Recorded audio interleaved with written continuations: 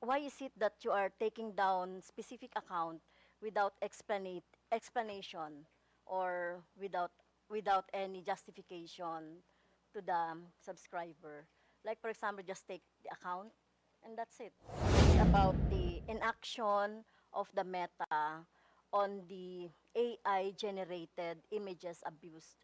I was also a victim of that when I hold a gun. The first to interpolate will be Honorable Franz Castro.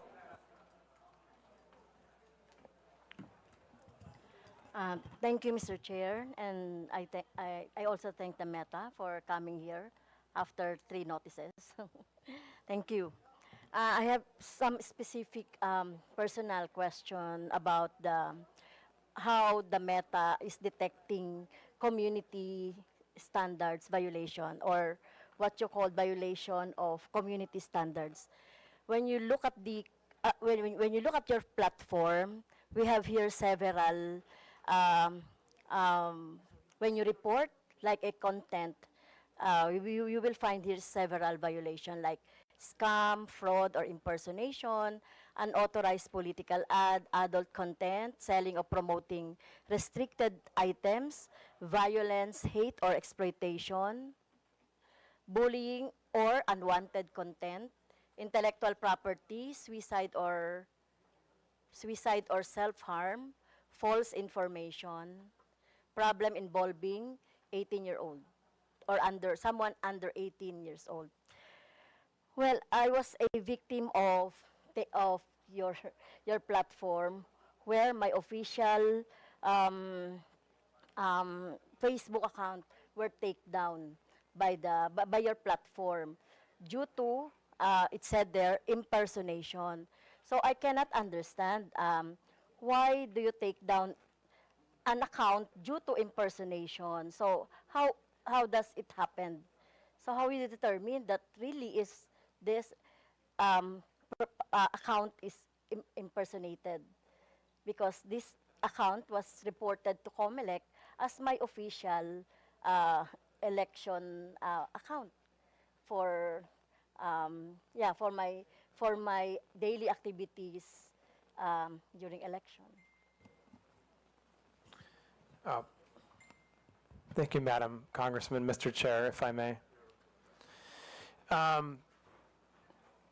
Madam Congresswoman, thank you for your question. Certainly impersonation is a violation of our community standards. And there, you know, I can say that I don't know the specifics of your case, but let me talk about a little bit about how we try to deal with issues of impersonation, right? You know, first of all, there can be a number of different reasons that an account might be taken down, right? There can be repeated violations of our community standards, or there can be very severe violations of our community standards. But other times, it can be because someone was able to, unfortunately, gain access to your account. Not your account, but anyone's account, right? It can happen that unauthorized access can take place, right?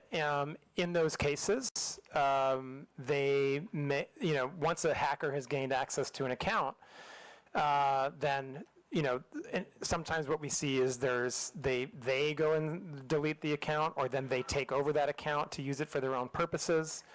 And, you know, and what we do in those cases is we work with the rightful account holder to retake control of their account, right? So we ask for credentials. It could be a government ID. It could be, you know, various email addresses or other identifying information that were used with that account in order to regain control of it. I think one thing we've seen and that we know is an extremely effective guard against having accounts taken over by hackers is two-factor authentication. Two-factor authentication is really the first line of defense that any user on Facebook, including members of Congress, have against their accounts being taken over. if you have two-factor authentication on, anytime someone would seek to make changes to your account, it would ping you to make sure that you're the right person and you're authorizing those changes. I would urge everyone to make sure they have two-fact turned on their account. I think it's also worth noting that, for government officials, for politicians who are engaged in an election cycle, we have specific channels where we can work together.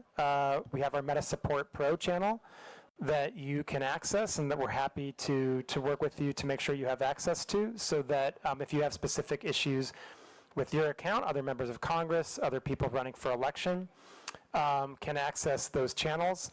I think it's also worth noting, and I didn't really mention this in my opening comments, but I think I should, that that there are a number of different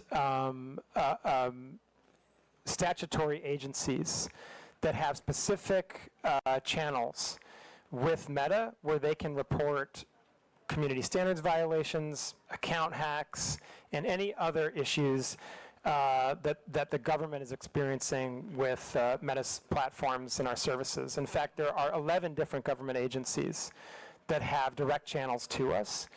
And so those are other channels that can certainly be utilized in cases where members of Congress experience those types of actions. And I would just also say, it does also happen from time to time that we make mistakes. That is also something that happens, and we're sorry for when that happens. We know it's a really poor experience. We don't want that to happen. We take those instances very seriously. We do everything we can to try to minimize them. And so that's also just something that can happen sometimes.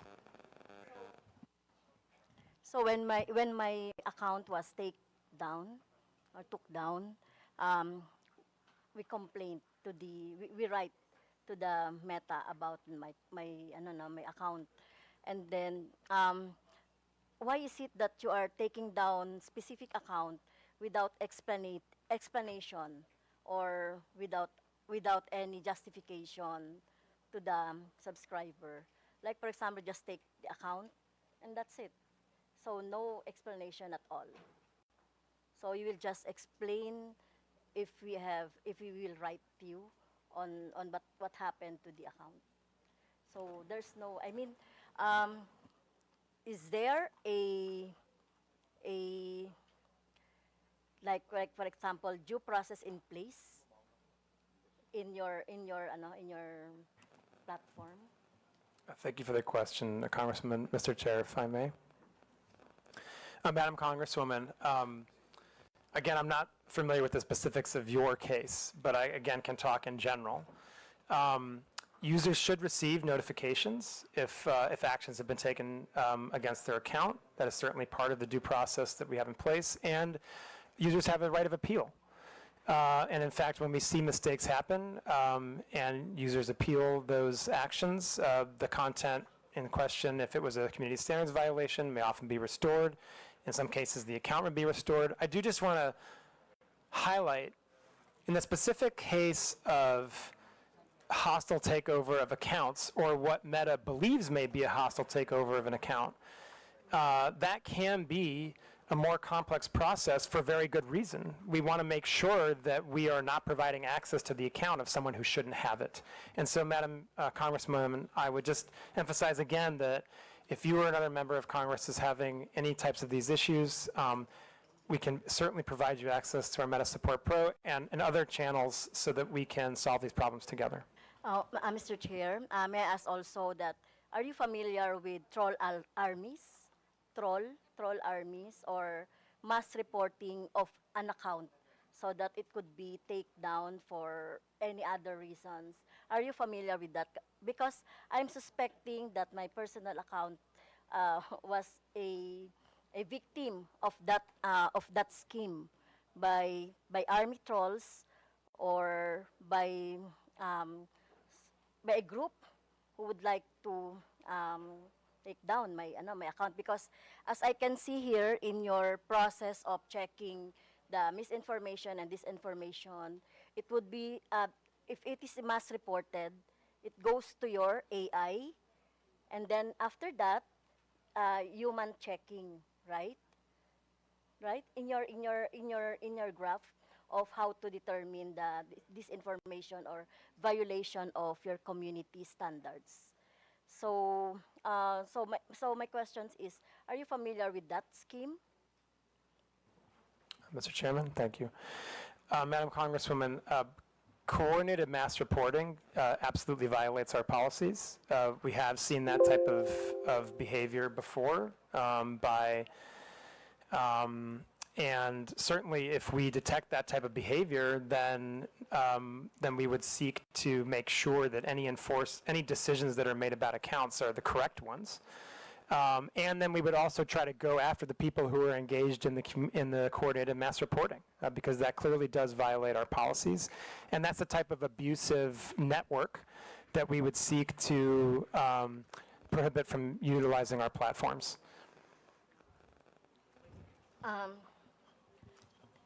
Another question, Mr. Chair, is about the inaction of the Meta on the AI-generated images abuse. I was also a victim of that when I hold a gun. Yeah, they are using the AI-generated, but still in the platform. But the Meta is not doing anything about that. And many progressive organizations and individuals are victims of that, Mr. Chair. Mr. Chairman, sorry, so the question, So how do you detect, or why are you not taking down AI generated images that you think are not or inappropriate or not true or misinformation? thank you, Mr. Chairman, thank you. Madam Congresswoman, and for the committee, I think I would start from the place of our view of misinformation is that that whether or not it's AI generated or not, it would be misinformation, right? And so I think first and foremost, what I would say and emphasize is that our misinformation policies apply to content that is AI generated and is not AI generated. Now, taking a larger look at AI generated content, okay. There's a few different pieces to this, right? First and foremost, if people use meta AI in our own products to generate, for generative AI imagery or the like, we have the ability to detect that, right? And it'll come with a watermark, basically, and therefore a label and be recognizable as a generated AI image. Now, if people are using other tools, right, then basically it's harder to detect what is generative AI and what is not. This is an area of very significant investment for Meta right now. We're working very hard on ways to detect what is generative AI and what is not. I think that part of the issue that we have here, and this is one where what we need is collective action. At the moment, there's no agreed upon industry standard for watermarking or for how platforms like ours should go about detecting the difference between generative AI and non-generative AI content. And so that's an area where we really need more focused industry collaboration, and certainly we are trying to drive that. For Meta, we believe it's very important for that type of collaboration to happen between industry, civil society, and governments. And I think the last thing I would really talk about when it comes to generative AI imagery or other content is really distinguishing between paid content and non-paid content, right? If you are, just generally speaking, at Meta, we take a much more stringent approach to moderating paid content, right?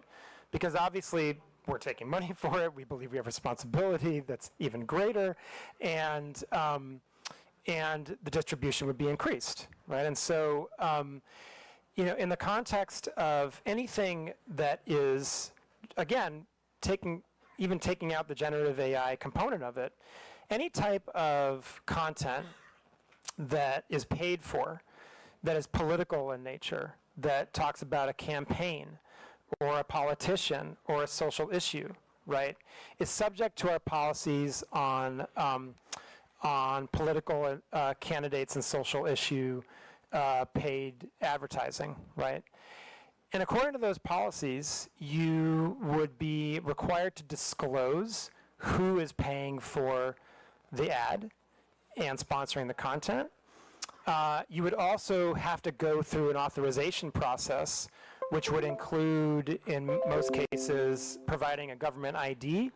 Okay, And you would have to cut be, you on that. if So I could how- just finish one last Yeah, point, okay. you'd have to be located in Philippines, right? If you want to run a social issue or political ad, you'd have to be located in Philippines, right?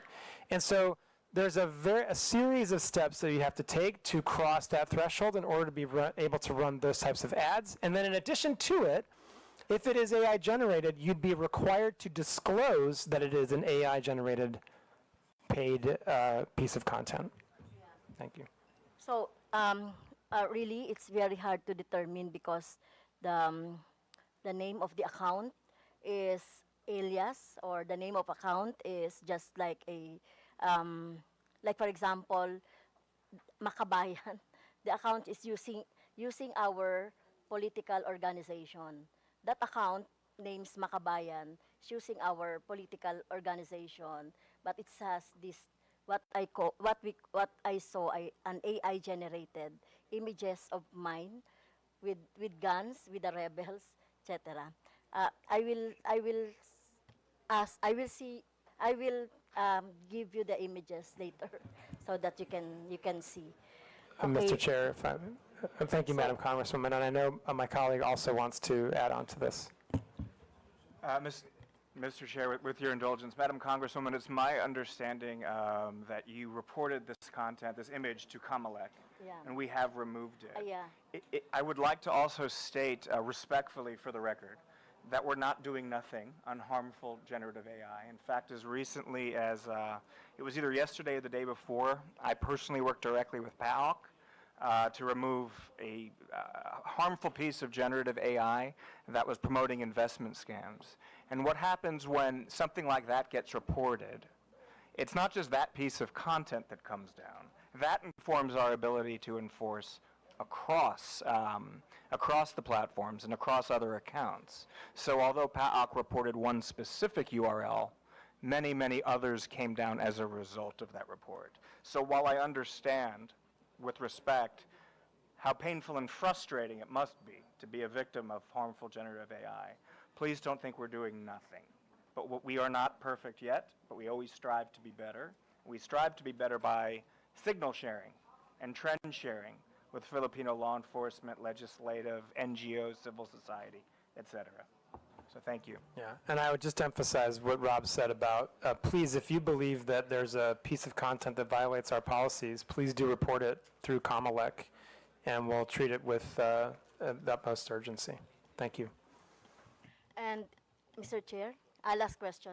And in your presentation, you have also employed organization or fact checker organization. Can you name those?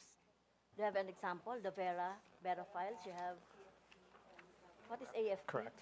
What is AFP? That's a Mr. Chair, if I may. Agence France Presse. Okay. It's a global news organization. Okay. Thank you, Mr. Chair.